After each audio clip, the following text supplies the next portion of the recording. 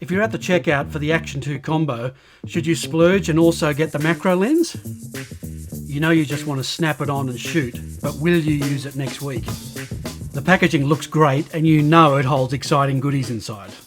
And you're thinking of all the angles and the new perspectives you'll get. Okay, let's get into the fun stuff.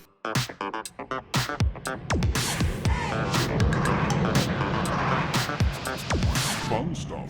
When I saw the Action 2 had launched, a tiny camera that could shoot 4K 120 frames per second, 240 in 1080p, had rock steady stabilisation, was wearable and waterproof, I had to buy one of these bad boys and I chose the dual screen combo kit.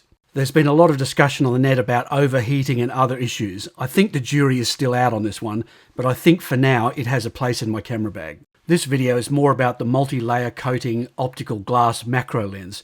Is it any good and how do you use it? Like the camera, it's tiny. The mounting plate has 2 holes in it so as to not cover up the top left status LED light and the bottom right microphone. The lens just magnetically snaps right over the front camera lens with a reassuring click. Before you shoot your new macro masterpiece, you need to make one quick camera setting. Fun stuff setup. Swipe down on the center of the camera screen and select the system setting icon. Scroll down the menu 4 or 5 swipes to find the macro lens detection and turn it on. Snap on the macro lens and the camera will detect it and give you an acknowledgement message. When you remove the lens, the camera will automatically detect that also. After you finish playing with that, exit the settings menu and the camera is ready to start shooting macro. My first instinct was to run out into the garden and try it out. The handheld footage of a bromeliad flower was unusable. Handheld macro is distracting to watch with the picture bouncing and shaking everywhere. To solve this, I grabbed my Peak Design travel tripod, an Edelkrone FLEXTILT head and a PGYTECH quick release adapter with Action camera SNAPLOCK plate and ran back out into the garden for a second attempt. Then to introduce some motion and light, I added a Smartta Slider Mini 2 and an Aperture MX LED light.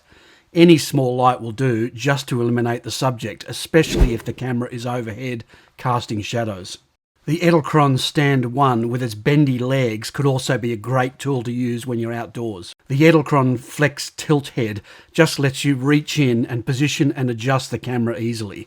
However, just looking at the small camera LCD screen, it's virtually impossible to check the lenses in focus.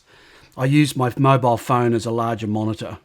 If you're finding this information helpful, please click the like button to help the channel. Thank you. I then went back to my desk to check the best distance to get the sharpest focus by holding some text under the lens while I looked at my phone screen. I found that 4 centimeters or 1.57 inches gave me the sharpest image.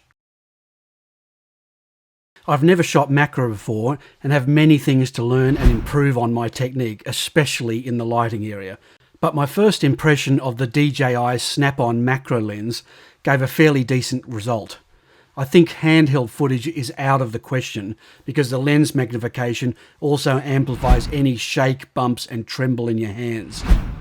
I'm looking forward to trying out some new ideas and the lens should give me some new look image perspectives to spice up the B-roll. Thanks a lot for watching and remember to like and subscribe if you'd like to see some more fun stuff content. I've just started to shoot some more footage of gimbals, mini tripods and phone holders and also been doing some reviews on some e-bikes. But that'll have to wait because I'm off to Thailand for a month to play with a bunch of fun stuff gear that I'll be experimenting on and working out what's the easiest and best gear to travel with. So please subscribe and hit the bell notification so you don't miss it. Everything in this video was purchased by me in my quest to find the best and easiest gear to use. See you next time with Fun stuff.